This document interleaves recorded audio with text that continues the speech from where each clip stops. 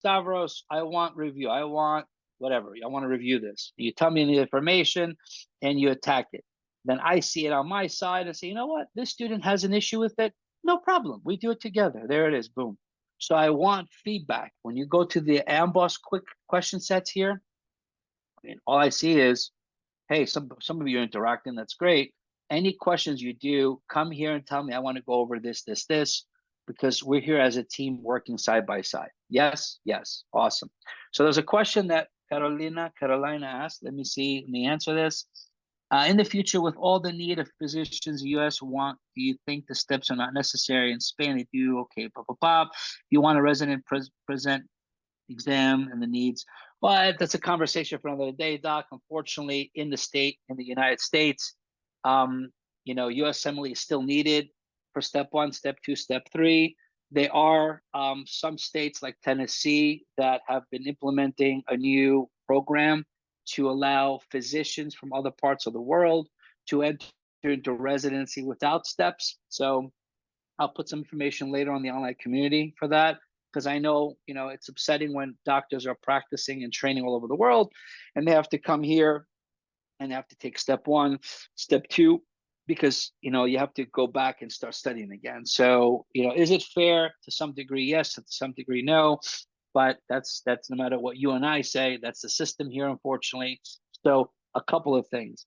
If you are planning to come to America to practice, the best and safest bet is to take step 1, step 2. More and more states will eventually jump on and take lead, like Tennessee is. But they're still trying to figure it out because it's a new program, new specifications and criteria.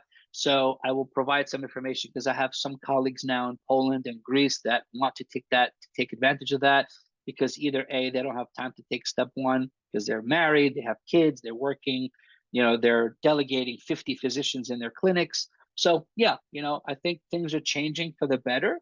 I would hope that they eliminate all these tests eventually, because an exam doesn't dictate or doesn't indicate how well of a physician you are. It just, puts you through the system to sacrifice and study.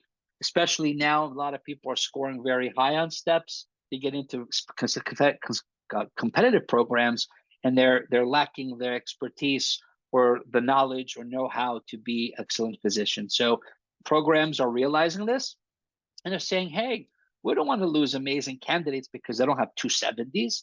Maybe they have 245s or 240s, but we're looking at their resume. So to add to this, the match process, I help doctors match every year. Last year, I matched 34 doctors, physicians, and competitive programs, especially.